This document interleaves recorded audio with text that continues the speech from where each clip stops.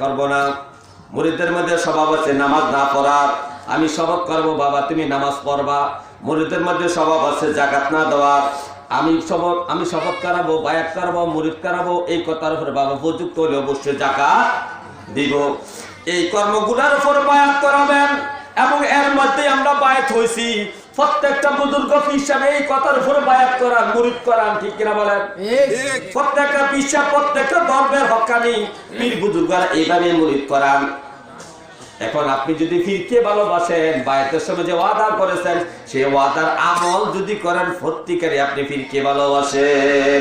আর আপনি ওয়াদা করে চলে এসে বাড়িতে শুধু চললো, বেনামাজিও থাকলেন, জানা বিবাচনা করলেন, দুনিয়ার যত খারাপ কর্ম আছে সব কর্ম করলেন, আর মুখে মুখে বলেন আমি বাবাকে ভালোবাসি, এটা মিথ্যা না?